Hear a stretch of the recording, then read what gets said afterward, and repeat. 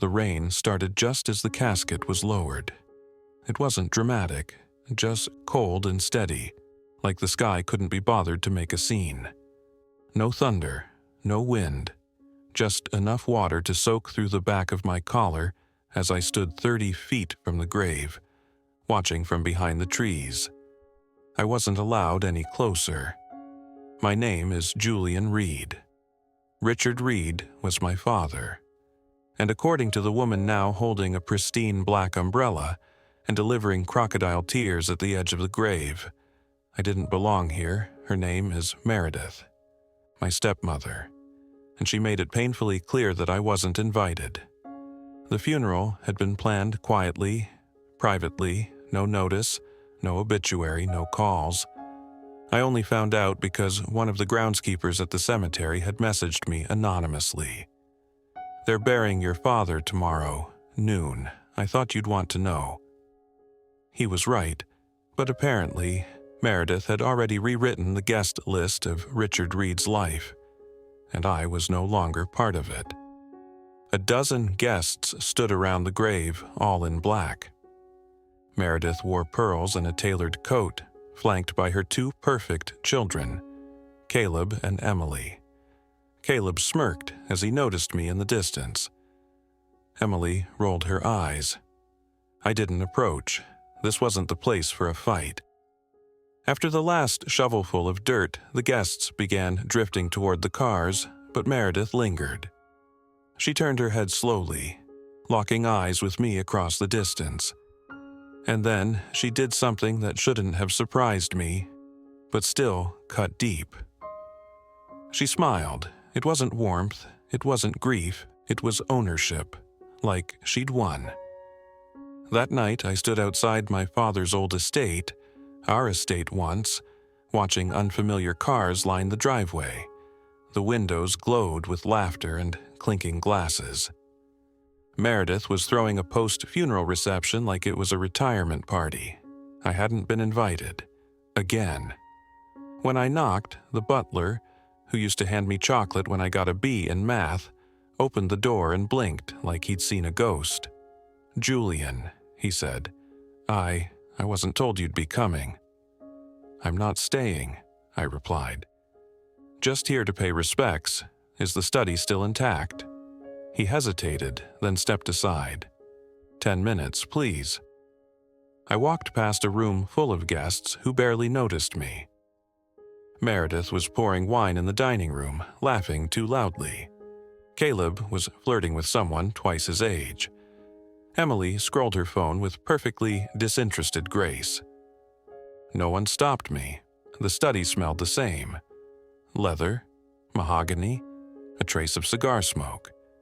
My father's portrait still hung over the fireplace, but the desk was empty, his favorite chair gone. Only the shell remained. I stood in that silence for a long time. Then Meredith's voice floated in behind me. "Didn't expect to see you tonight." I turned slowly. She was holding a glass of red wine, unbothered, no mask. "This was his house," I said quietly. She tilted her head. "And now it isn't. Things change." I studied her face. The woman my father married after my mother passed. The woman who, with each passing year, pushed me further into the background until I became nothing more than an afterthought. "I want to see the will," I said. She laughed. "Oh, Julian, you always had this naive sense of fairness." I said nothing. She took a slow sip of wine. "There was a reading this morning. I thought you knew." "You had it without me?" She smiled. "Richard left everything to me and the kids, the company, the estate, the accounts. Your name wasn't mentioned." A long silence hung between us. Then she added, almost as an afterthought, "Maybe he finally realized biology doesn't equal legacy." I left before I said something I'd regret, but deep down, I knew something was off. My father wasn't perfect, but he wasn't cruel. He wouldn't have erased me, not completely, not like that. He'd promised me, once, long ago, that no matter how complicated life became, He'd make sure my place was protected. Meredith lied. I just didn't know how deep it went yet. But I would find out. And when I did, everything she thought she owned would crumble. Like this story. Hit the like button and subscribe. The next part will leave you speechless. 2 days passed, no calls, no emails, not even a formality from the family attorney. It was as if Richard Reed had died without a single legal thread connecting him to me. But grief has a strange way of sharpening instincts, and mine were screaming, "Something's wrong." On the third morning, I was having coffee in a diner off Route 17 when she approached. Late 50s, dressed plainly, gray wool coat, worn leather gloves, a scarf pulled close around her neck. She looked like someone who blended into libraries and museum benches, quiet, deliberate. "Julian Reed?" she asked. I nodded slowly. "Yes?" She slipped a manila envelope onto my table. "I was asked to give this to you, in person, only after the funeral." "By who?" "Your father," she said. My hands froze on the cup. She didn't wait for a reply, just turned and left, disappearing out the door like fog off a window. I stared at the envelope. No name, no seal. Just one word, handwritten in familiar script. Julian. I opened it with shaking fingers. Inside were 3 things: a letter, a notarized document, and a key. I read the letter first. "Julian, if you're reading this, I've already gone. And if Meredith's still... Meredith, I doubt you've been told the truth. I know I failed you, not just once, repeatedly. I let my guilt cloud my judgment, and I allowed others to speak for me when I should have spoken for myself. But I never stopped thinking of you as my son, my only real son. What Meredith has isn't the real will. That one is in your hands now. Dated, signed, witnessed. The firm of Penrose and Thayer has instructions to validate it the moment you present it. The key is to my private study, the one under the carriage house. You remember the hatch behind the old wine racks? I doubt she's touched it. Everything you'll need is there. I'm sorry for the pain. I hope one day you'll forgive me." Dad, I read it again, and then again. The second document was indeed a will, the real will, and I wasn't just mentioned. I was the primary beneficiary. Richard had split the estate evenly between me and a charitable foundation he created. Meredith and her children were to receive annual trusts, but not control. The company was to be reorganized, and I, Julian Reed, was to inherit the personal residence and sole authority over his estate execution. My breath caught. I folded the papers carefully and tucked them into my coat. That evening, I parked behind the carriage house at the edge of the Reed estate. The security system hadn't been updated, same code from 10 years ago. I slipped inside unnoticed. The wine cellar was as dusty and forgotten as I remembered. Behind the third rack on the left was the hatch. Small, iron, locked with an old-fashioned barrel key. I turned it. The hatch creaked open, revealing stairs descending into dark. I flicked on the flashlight from my phone and stepped into the past. The room was cold, windowless, and exactly as he'd described. His real study. Drawers, locked file cabinets, a leather-bound journal sitting on a work table, photographs in frames he'd never displayed upstairs. My mother's smile looking up at me from one of them. I opened the desk. More documents, more letters, contracts, meeting transcripts, ledgers, pages upon pages outlining how Meredith had been systematically siphoning money from the family company for nearly 5 years. Under Caleb's name, with Emily's help, tax shelters, fraudulent charities, phantom investments. Richard had known, he'd gathered everything, and he'd prepared to act, but he'd died before he could, and now I held all of it. I didn't feel rage, not yet. I felt clarity. I knew what I had to do. The next morning, I made 2 calls. The first was to Mr. Penrose, my father's personal attorney. He answered on the first ring. "I was wondering when you'd come forward," he said. "Your father was very specific. If you ever showed up with that envelope, I was to halt all probate proceedings and schedule an emergency review. I have the documents." "Good, and Julian, don't tell Meredith you're coming." I wasn't planning to. The second call was to a former classmate of mine, a corporate investigator named Talia Mendez. She owed me a favor. "Meredith Reed," I said. "I need everything, financials, holdings, hidden assets. I want her entire shadow empire mapped in 3 days." There was a pause. "Julian," she said slowly, "what exactly are you planning to do?" I stared at the key still in my hand. "I'm going to show her what real inheritance looks like. And this time, I won't be watching from a distance." The Reed Family Trust's legal offices sat in a 12-story building downtown, tucked between a boutique bank and a private club that hadn't updated its membership since the 1960s.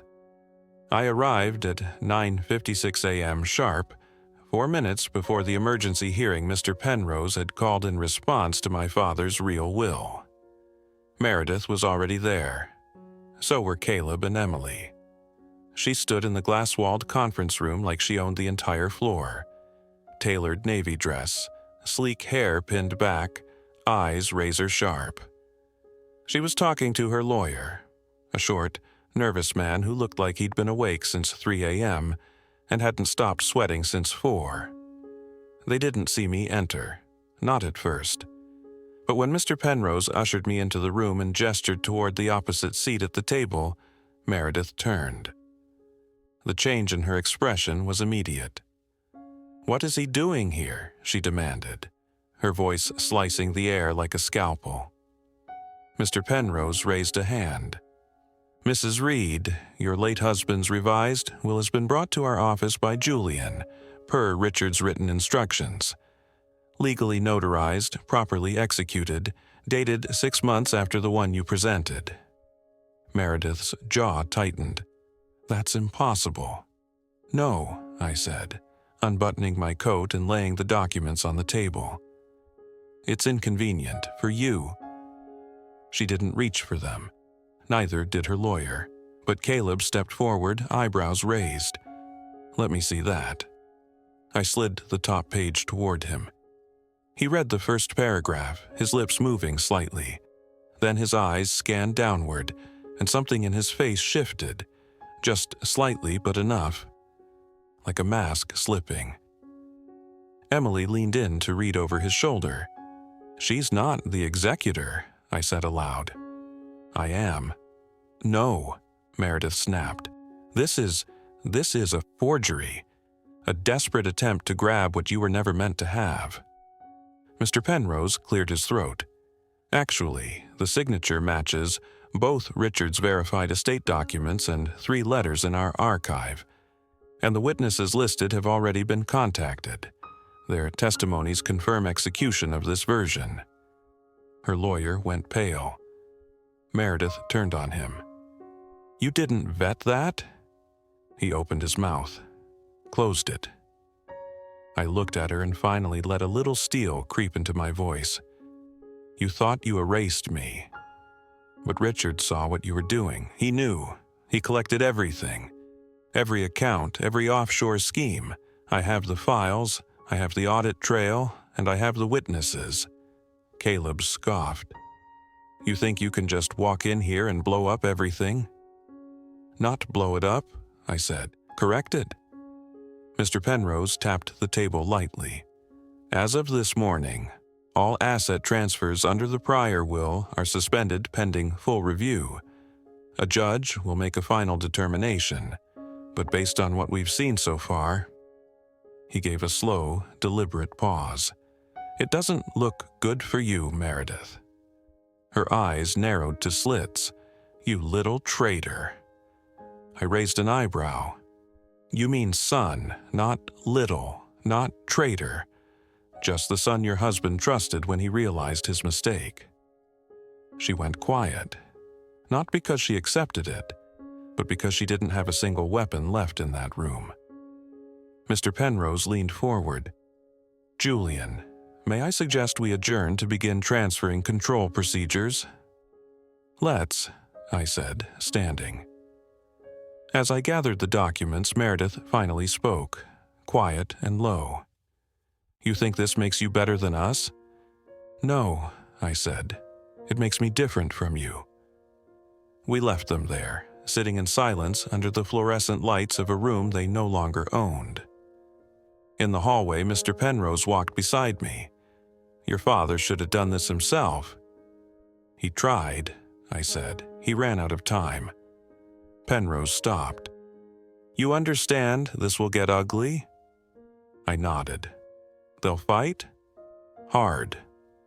"I'm not here for revenge," I said. "I'm here for the truth." And now, the truth had a name. Mine. 2 days later, Meredith requested a meeting. Not through lawyers, not through Caleb. Directly. A handwritten letter delivered to the law office. Simple, elegant, clipped, "Julian. If you still value civility, meet me at the house. Just you and me. Meredith." I read it twice before folding it into my pocket. That evening, just after sunset, I walked through the iron gate of the estate I was no longer forbidden from entering. I hadn't stepped foot on the front steps since the funeral. This time, no butler, no party, just her, waiting in the parlor, framed by the glow of a fireplace she used to ban me from sitting near.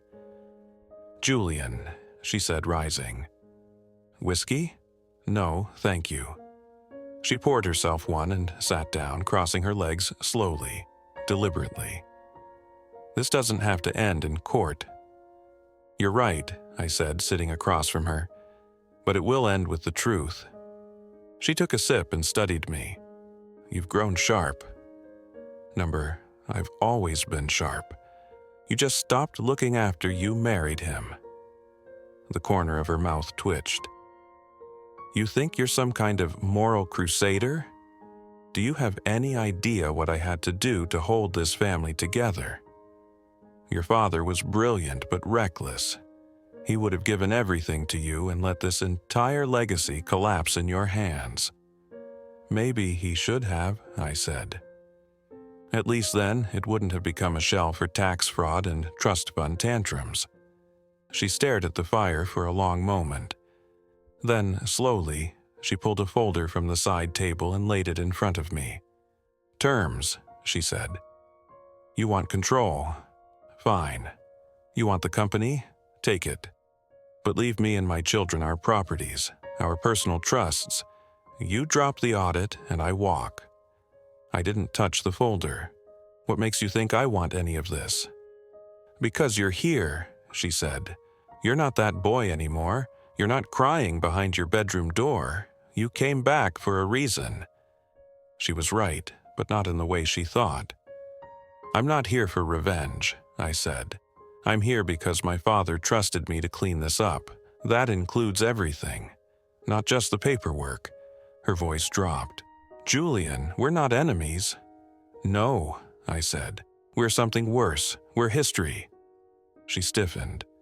I leaned forward, voice steady.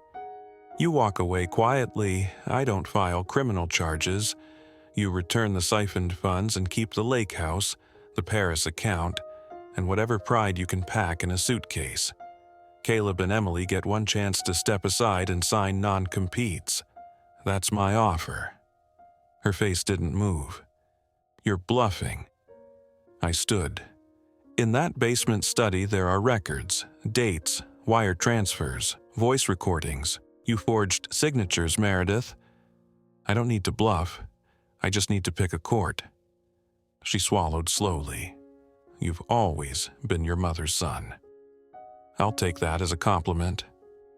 A long silence settled between us. Finally, she nodded once, sharply. "I'll give you your clean exit." "No," I said, walking to the door. "You'll take it." She didn't stand. She just watched me go.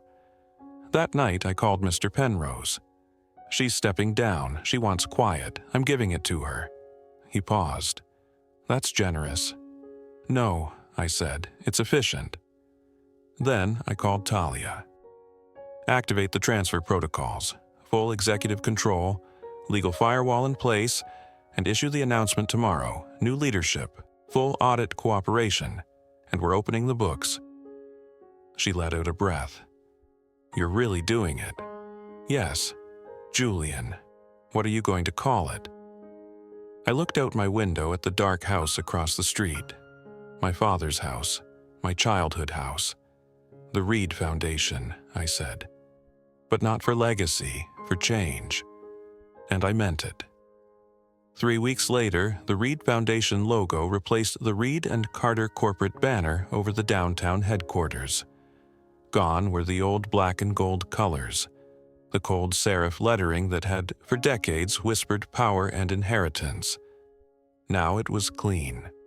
White, open, modern. It felt like breathing fresh air into a room that had been locked for years. The announcement went live at 10 a.m. Julian Reed assumes full executive control. Company to undergo voluntary audit and restructure. Former board members to step down. The news broke fast. First local press, then financial channels, then the networks. But by the time the headlines started asking, "What happened to the Reeds?"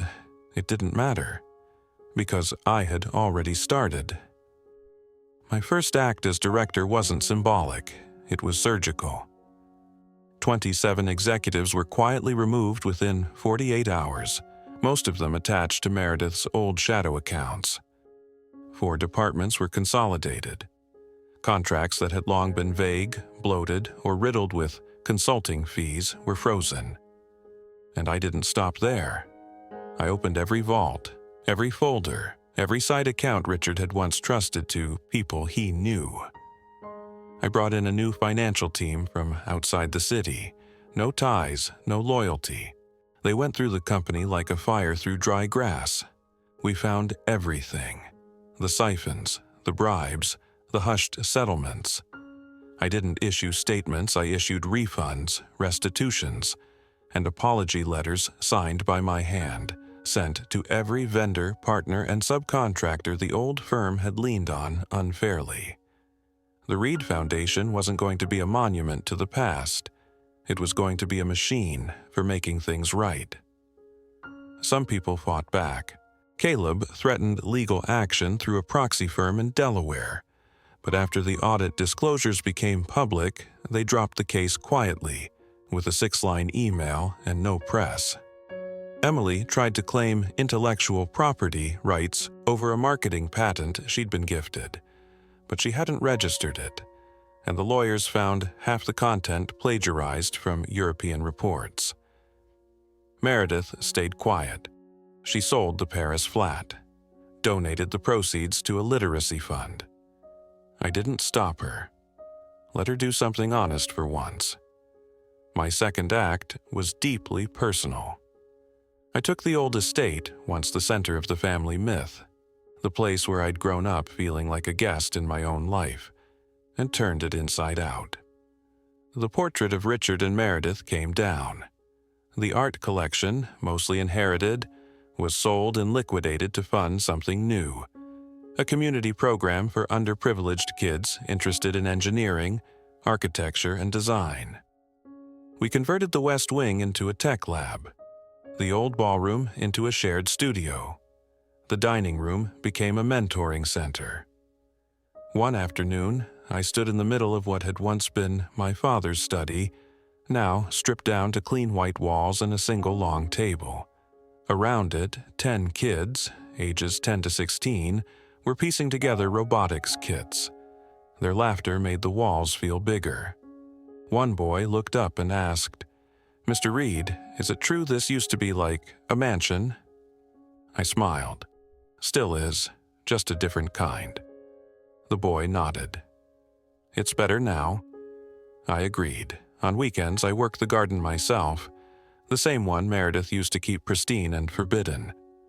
I let it overgrow in some corners, planted wildflowers in others. A living metaphor. I didn't do interviews, didn't accept awards. But the Reed name began to mean something else. Not power, not wealth, just rebuilding. One night, Talia called.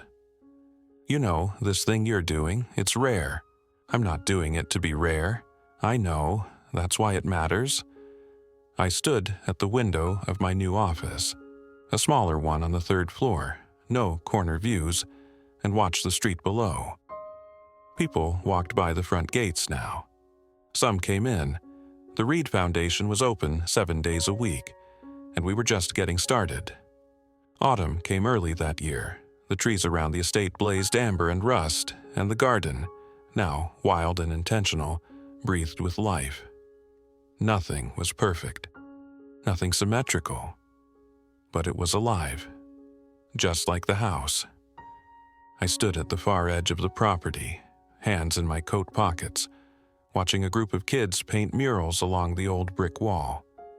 They laughed between brushstrokes, arguing over colors, adding quotes and names and shapes I didn't understand, but didn't need to.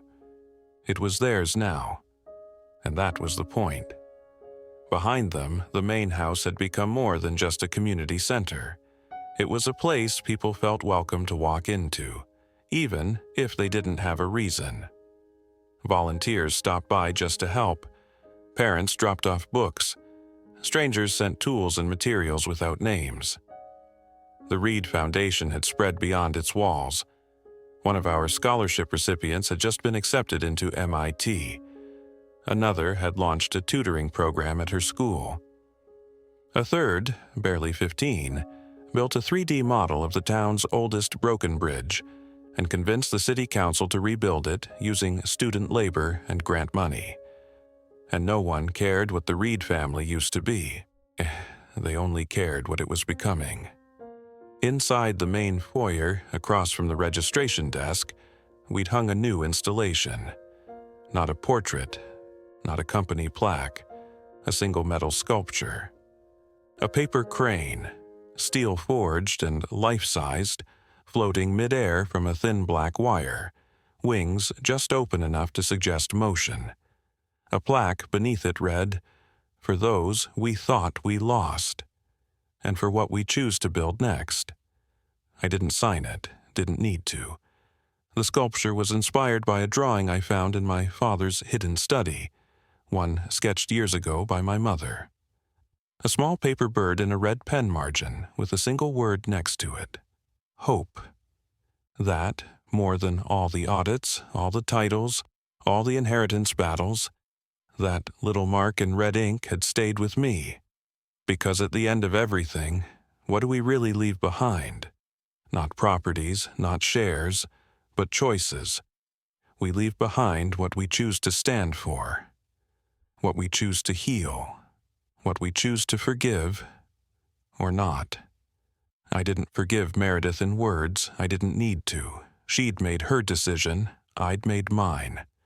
But I did forgive my father, not because he was perfect, but because in the end he chose to tell the truth, even if it came too late, even if it arrived folded in an envelope from a stranger in a diner. One morning, I received a letter in old stationery, the kind we hadn't used since the early 2000s. Inside was a brief note in familiar handwriting. "Julian, I don't know if you'll believe this, but I'm proud of what you've made. Not because you saved the company, but because you turned it into something better. Wherever I am, I hope it matters. Dad." I folded the letter and set it beneath a glass weight on my desk. That night I walked through the old orchard, now mostly cleared, but with a few crooked trees still holding on. The wind moved through the branches gently. I thought about all the years I'd spent trying to be seen, to be heard, and now I no longer needed to be recognized. I was understood. The house, the name, the history, none of it owned me anymore. I had reclaimed it, redefined it, and left something better in its place.